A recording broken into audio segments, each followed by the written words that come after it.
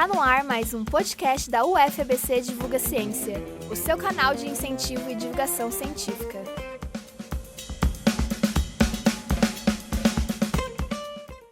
No podcast de hoje, o professor Gabriel Rossini entrevista a professora Maria Luísa Levi, docente nos bacharelados em Ciências Humanas e Sociais e Políticas Públicas da UFABC. No diálogo, são abordadas as estratégias brasileiras de combate à Covid-19 e os desafios que o nosso sistema de saúde enfrenta. Maria Luísa fez doutorado pelo Departamento de Medicina Preventiva da Faculdade de Medicina da USP. Atualmente, é professora dos bacharelados em Ciências Humanas e Sociais e Políticas Públicas da UFABC e também do Programa de Estudos Pós-Graduados em Políticas Públicas. Lu, muito obrigado por participar desse projeto, é um prazer te receber aqui.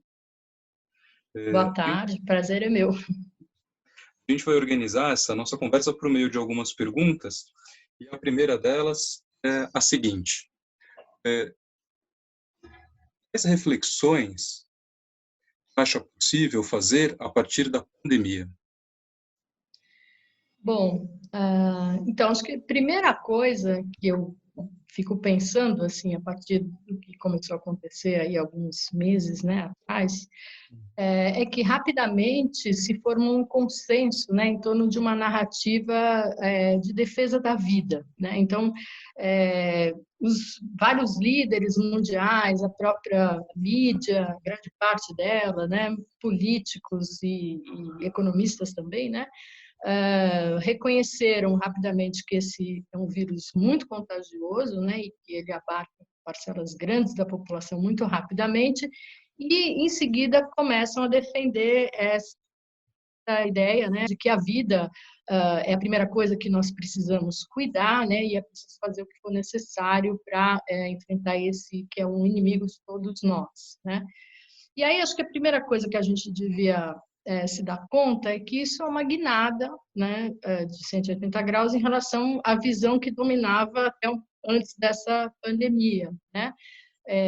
Por quê? Porque a gente, até então, né, esses mesmos segmentos, né, que dominam um pouco a opinião, aí, os meios de comunicação, eles defendiam uma série de medidas como absolutamente necessárias, né, medidas que acabavam colocando a vida das pessoas com um grau de prioridade absolutamente secundário, né? E expressavam muita naturalidade com relação à necessidade dessas medidas para a gente garantir a saúde do sistema econômico, né? E eu não estou falando só das medidas mais diretamente que afetam, né, o sistema de saúde, os cortes que a gente viu, a gente assistiu em vários países, mas também aqui no Brasil, né? Mas estou falando também de várias outras áreas de políticas públicas, né? Que tem a ver com a preservação da vida, né?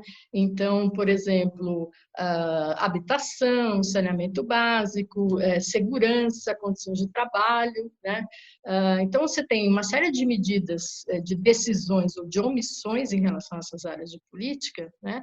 Que afetam a vida e que eram tidas até então como muito um preço a pagar, né, para a saúde do nosso sistema econômico. Né? E agora tudo mudou, a vida vale mais do que tudo, a economia a gente resolve depois, e a gente tem que perguntar, né? Bom, mas e antes? Né? O que não tinha esse problema da vida? As pessoas não estavam perdendo a vida por conta, inclusive, dessas omissões ou dessas políticas, né? E outra coisa também, como é que apareceu o dinheiro para financiar tudo isso? Porque esse dinheiro não existia, né? E aí eu fico pensando que acho que tem duas coisas que para mim explicam um pouco essa mudança. Na verdade, eu estou falando de um pedaço da opinião pública que não é o do governo Bolsonaro, né? Porque o governo Bolsonaro ainda está um pouco na chave anterior, né? Mas acho que tem duas coisas que explicam. Primeiro é a questão do contágio relacionado a essa doença, né? Toda doença, a gente pode dizer que ela tem classe social, né? Mesmo quando a gente pensa em uma doença rara, né, causada por uma condição genética, né, que acomete a população de uma maneira meio aleatória ali, o acesso aos recursos, né, de saúde que podem ou curar a pessoa dessa condição, né, ou atenuar os efeitos negativos dessa condição sobre a vida, né, ele vai mudar muito em função da classe social que a pessoa ocupa, né? Então, para dizer, o caso mais biológico, né, da doença, né, ele também vai lidar com as consequências da doença, vai depender muito da classe social que a pessoa ocupa, né? E para as outras doenças, muito mais, né? Então, essa questão do contágio, de uma certa maneira, essa pandemia ela quebra um pouco essa lógica de que a classe social protege algumas frações da sociedade e expõe muito mais outras, né? Ela quebra um pouco, né? Por quê? Porque ele é muito contagioso, né? Ele atinge a população com uma rapidez muito grande e aí, de uma certa maneira, o conjunto da pirâmide social fica exposto, né? É claro que quem está em cima tem muito mais condições de fazer o isolamento social, de se proteger, de se informar, né? De se alimentar, né? E as camadas vulneráveis, elas também estão mais vulneráveis a esse vírus, né? Mas o fato é que quem está protegido, quem em outras circunstâncias estaria protegido pela classe, também está sob risco, né? Também tem que se preocupar, né? Então não desfruta mais dessa proteção que normalmente desfrutaria, né? Então, acho que a gente tem uma coisa que é o vírus, ele ganha essa prioridade, né, na narrativa e mesmo nas ações, né, dos governos, porque, de uma maneira ou de outra, mesmo que diferenciadamente, ele atinge todas as classes sociais muito rapidamente, né? E aí as medidas são ou lockdown, né, como a gente viu em alguns países, em que tranca-se tudo e só ficam realmente os setores para lidar com alimentação e saúde, basicamente, e alguns ramos da indústria, ou a gente tem medidas meio que do tipo que estamos adotando aqui no Brasil, né, em que você divide os setores da economia em essenciais e não essenciais, e quem está no grupo dos que trabalham nos setores não essenciais vai ficar em casa e vai fazer o isolamento social, né? Então, são medidas muito drásticas, né? E que no mundo todo estão sendo compensadas aí com políticas de transferência de dinheiro para as pessoas para combater isso que é a redução, né? Ou a eliminação das suas fontes de renda, né? Aí tem todo um debate aqui no Brasil se está sendo feito o suficiente, enfim. Então, o primeiro ponto é esse, né? Por que temos que defender a vida? Porque a vida de todos, de uma certa forma, está ameaçada, né? Ainda que diferenciadamente. E acho que tem uma segunda questão, né, que explica essa guinada, porque aparentemente acho que o grupo que detém maior poder na sociedade, ele está fixando uma espécie de um limite, né, sobre o que ele aceita em termos de esgarçamento do tecido social, né? O que eu estou querendo dizer com isso? Eu acho que está colocado para o Brasil, né, a possibilidade da gente assistir a cenas parecidas com aquelas que a gente viu no Equador, né, de famílias abrigando cadáveres de parentes em casa, né, ou tendo que colocar esses cadáveres na rua, né, até para se proteger da contaminação. Enfim, são cenas que denotam um grau de abandono social que é muito explícito, né, e muito chocante, né? É um retrato do que, assim, é cada um por si, né? Praticamente não existe sociedade, né? Então, eu acho que a gente tem esse risco também, né, de que coisas desse tipo aconteçam, né? E tem um aspecto interessante, né, que é trágico, na verdade, né? A nossa sociedade ela está organizada sob uma crença muito arraigada em todas as classes sociais, né, de que o pobre ocupa um lugar na sociedade porque, de alguma maneira, ou ele fez algo para estar ali, ou ele não fez o suficiente para sair dali, né? Então, acho que tem um paradoxo que a gente é uma das sociedades sabidamente mais injustas do mundo, né? Mas parece que a gente acredita muito fortemente na ideia de que a mobilidade social é uma possibilidade. E quando ela não acontece, a gente, como sociedade, individualiza esse desfecho, né? Como sendo fruto de um esforço insuficiente, de uma falta de competência, né?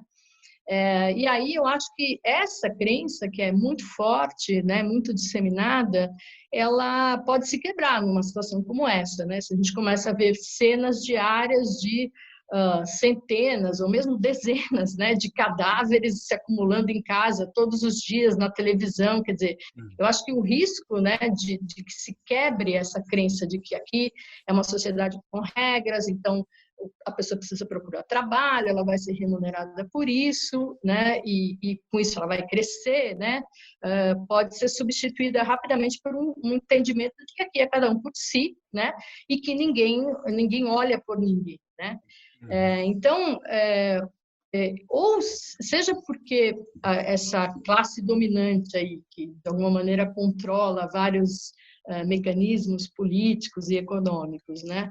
Seja porque ela talvez tenha um constrangimento em participar um pouco dessa, em ser identificado com as medidas ou com as omissões, né, que resultariam numa coisa como essa, seja por um medo de que isso também pode resultar em um processo de geração de violência espontânea, completamente disseminado, desorganizado, né, e que pode colocar a sociedade num caminho completamente indeterminado, né, e que ameaça todo mundo, né? Talvez por isso essa camada da sociedade tenha colocado um limite, né? E por isso ela abraçou essa narrativa, né, de que então a vida é mais importante, né? Ainda com relação a essa questão da narrativa, eu acho que é importante a gente notar, primeiro que ela é muito limitada e seletiva, né? Então até antes da pandemia, quando o SUS era retratado na imprensa, ele era o lugar para onde vão as pessoas que não têm outra alternativa que não o sistema público, é o lugar dos perdedores, né? E agora, ele sempre era mostrado dessa maneira na imprensa, e agora a gente não fala mais tanto de SUS, a gente fala do SUS, mas a gente fala de um sistema de saúde, onde a gente deposita todas as nossas esperanças, a nossa torcida, né? Os profissionais, os heróis dedicados, né? O sistema privado é chamado para cooperar, e isso funciona numa chave colaborativa, que é um cenário de guerra, como se isso tudo fosse muito natural, né? E como se não houvesse uma série de conflitos aí entre o público e o privado, né?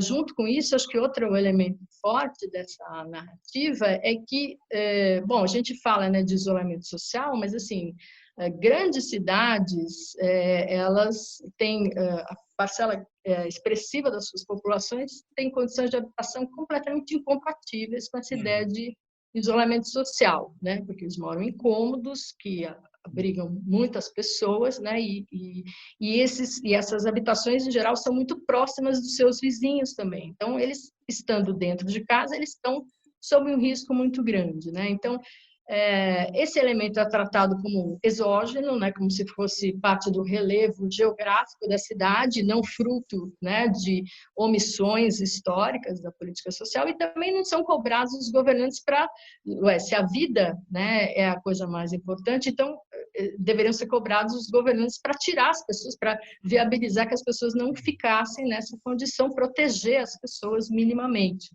né?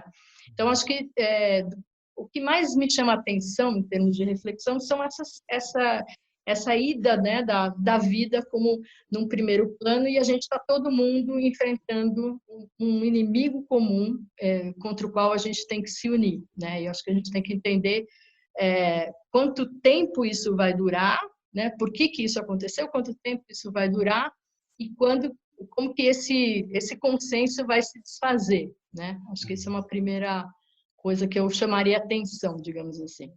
Okay. Lu, agora, especificamente no Brasil, não é? Como fica a estratégia do governo Bolsonaro e dos governadores lidar com essa crise?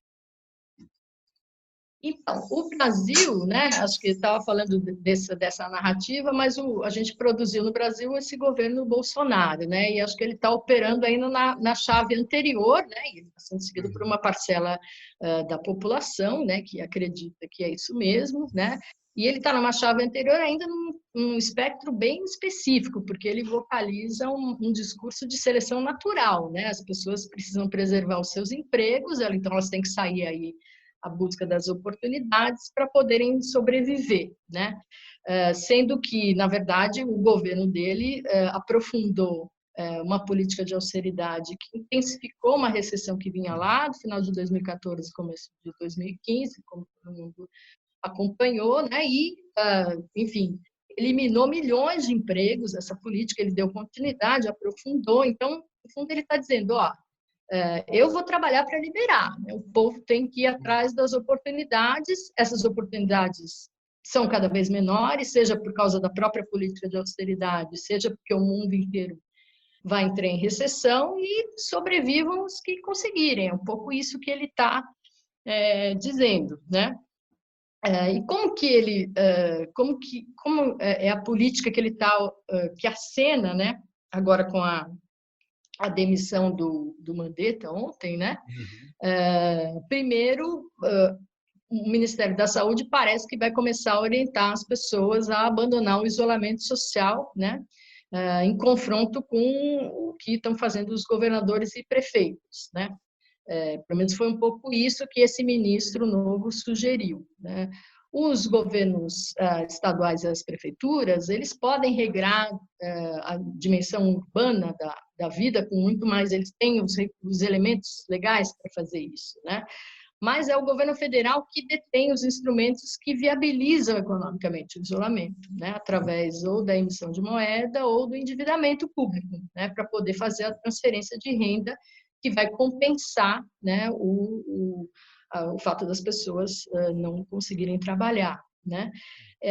Então, esse vai ser o primeiro, o Ministério da Saúde provavelmente começa a orientar num sentido oposto, é um risco, né, que a gente corre das pessoas começarem, então, a abandonar o isolamento, e o governo provavelmente vai dizer, o Bolsonaro já avisou, né, não tem como manter essa política durante muito tempo. Então, os governadores e prefeitos não têm condição de fazer essa política na escala requerida, né? E aí a gente vai começar a ter um processo aí de retorno, né, ao convívio social, digamos assim, com todos os riscos, né, que a população está exposta, né? Esse ministro da Saúde antes era entusiasta do isolamento, pelo menos no que foi divulgado as manifestações dele em redes, seminários e tal, mas ele ontem ele fez uso de, inclusive, de um conceito muito caro para a saúde coletiva, que é a ideia de determinação social do processo de saúde e doença, né? Que é a ideia de que a saúde, né, e o adoecimento, que é o seu contrário, ela resulta, né, da forma como a gente se organiza coletivamente, né? A vida em sociedade, ela tem determinados processos de trabalho, de produção, a forma como a gente consome, o que a gente consome, né? Como a gente convive, né? E isso é produzido social e coletivamente, mas se manifesta individualmente, biologicamente, digamos assim. Então, o que as pessoas têm como saúde ou doença é resultante desse processo coletivo e social, né? Tem causa social, né? E ele usou esse conceito justamente para defender o contrário do que preconiza essa visão, né? Que é a ideia de que a economia, né, e a renda são essenciais para a saúde, isso é verdade, né? Mas ele, como um médico lá que fez curso em Harvard, etc., ele não pode ignorar que os poucos países, né, que permitiram que as pessoas voltassem à vida normal, né, e retomassem, né, as suas atividades, eles fizeram isso com um processo muito cuidadoso de testagem, né, de toda a população, né, e com um sistema de informação que consegue dar consegue municiar quem está conduzindo a política se isso está dando certo ou se isso tem risco, né? E a gente não tem nada disso aqui. Então, ele omitiu, né, o fato de que ele vai colocar a vida das pessoas em risco, sim, se ele der essa orientação, né? E, no fundo, ele suprimiu a parte que o chefe dele não tem nenhum problema em dizer, né? Ele disse há alguns dias, olha, não tem outro jeito, as pessoas têm que se arriscar mesmo, porque é para comer, né?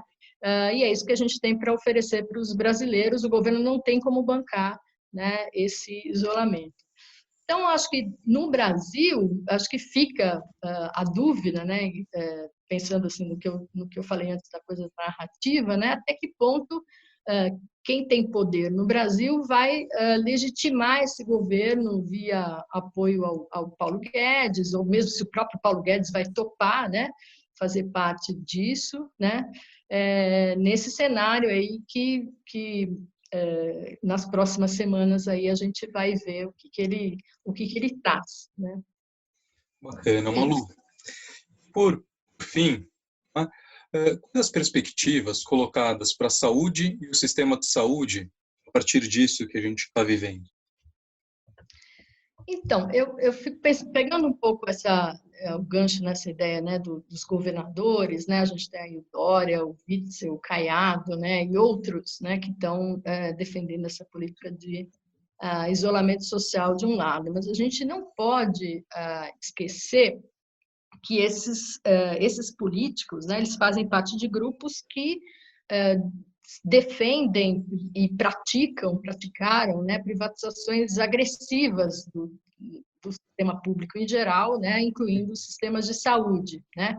Veja, eu não estou falando de você incorporar hospitais privados como parte da oferta de serviços do SUS, né? Isso, inclusive, esse é o meu tema de estudo, né? É um grande desafio você conseguir incorporar hospitais privados, médicos privados, clínicas privadas no sistema público, mas isso é um desafio do ponto de vista regulatório, mas é possível de fazer, né? Então, eu não estou falando disso, eu estou falando de uma política agressiva de privatização da gestão do sistema de saúde, né?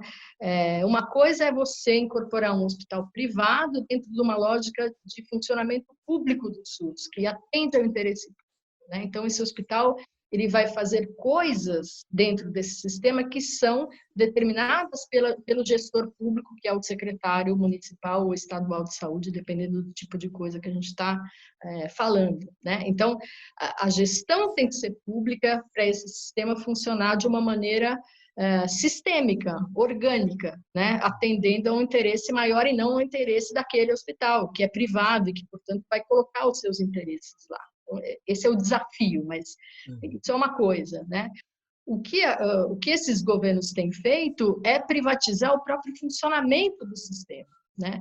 E aí eles privatizam não só o funcionamento da parte, digamos, assistencial do sistema de saúde. Porque quando a gente pensa em saúde, né, em sistema de saúde, a gente tem em mente, o senso comum é a ideia de que saúde o hospital, é médico, é medicamento, né? Isso é uma parte do sistema de saúde que é a parte assistencial, que ela entra quando a doença já se instalou e então ela lida, né, ela assiste a pessoa na sua condição doente para ou curar ou atenuar, né? Tem uma outra parte do sistema de saúde que é uma dimensão super importante, que é a chamada dimensão da vigilância, né? Vigilância à saúde, e que tem várias abordagens, né? E que compreende a vigilância epidemiológica, né? Que é aquela que se volta para a prevenção, detecção de doenças, né? A vigilância ambiental, que olha para a interação entre o homem e o ambiente e busca dar alertas, né? Mapear riscos para a saúde decorrentes dessa interação homem-ambiente, né? A vigilância sanitária, que olha para os processos produtivos, o consumo de serviços, de produtos e como isso pode afetar a saúde, né? E a vigilância do trabalhador, né? Que olha para os riscos que o processo de trabalho, né, oferece para os trabalhadores, dado que a sociedade é centrada no trabalho, a maior parte das pessoas trabalham, né?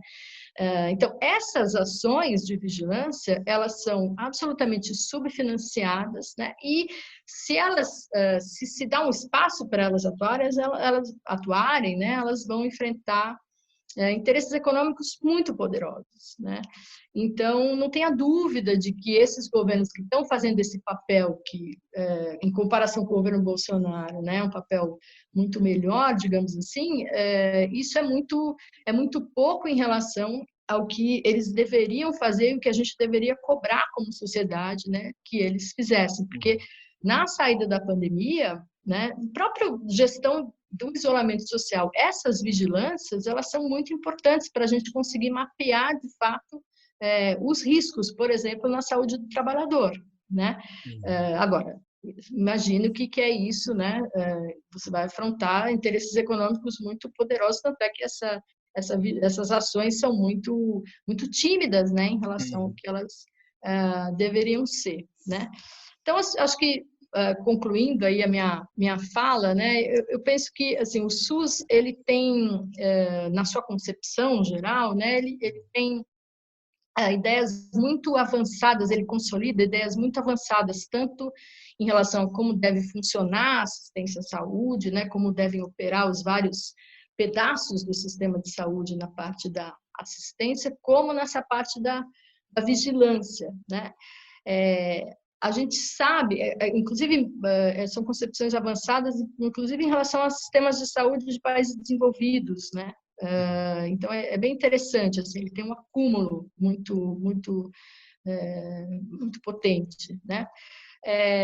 Mas eu penso que, assim, ele claro, né, o SUS se distancia muito, né, em algumas questões, desse ideal que está lá na Constituição, nas leis orgânicas, né, elas são um norte a ser seguido. É importante que esses ideais estejam lá para dizer para nós que é para lá que nós caminhamos, né? Até porque, né, o SUS ele preconiza um grau de redistribuição de condições de acesso à saúde na sociedade que, se ele funcionasse, né, o Brasil não seria o Brasil, porque ele seria outro país, ele não seria esse país injusto. É impossível a gente imaginar que a gente tem uma das sociedades mais injustas do mundo, do ponto de vista de redistribuição de renda, e a gente tem um sistema de saúde em que tanto a pessoa mais pobre como a pessoa mais rica vão ter acesso ao mesmo grau, né, de cobertura de serviços e ações de saúde, né? Então, assim, se o SUS fosse o SUS que está na Constituição, o Brasil não seria o Brasil, né? A começar dessa questão, né, do subfinanciamento, o grau de gasto, né, o tamanho do gasto per capita no sistema público de saúde é muito baixo no Brasil, né? Ele tem problemas de gestão? Sim, claro, tem, como, inclusive, em várias áreas do setor privado existem muitos problemas de gestão, né? Mas acho que isso é fugir da discussão central, né? O SUS, ele é da forma como ele é, principalmente porque ele expressa a sociedade que a gente vive, né? E acho que a própria sobrevivência dele nesse cenário de tantos ataques, né, que ele tem sofrido, mostra que tem um pedaço da sociedade que ainda resiste, né, e que está sendo colocado à prova, né, agora, de uma maneira frontal, né, nessa pandemia. Então, acho que é isso que talvez a gente possa olhar, né, em que lugar que o SUS vai ocupar, né, quando a gente caminhar para a normalidade, se é que a gente vai caminhar para algo parecido com o que a gente tinha antes, né? Será que a gente vai conseguir pensar como sociedade, né, um sistema de saúde público mais forte, né? Ou será que, enfim, se renovarão aí as condições estruturais de desigualdade na nossa sociedade? Então, acho que são essas as minhas reflexões. Malu, ótimo. Foi muito bom poder contar com você no âmbito desse projeto. Fico muito agradecido.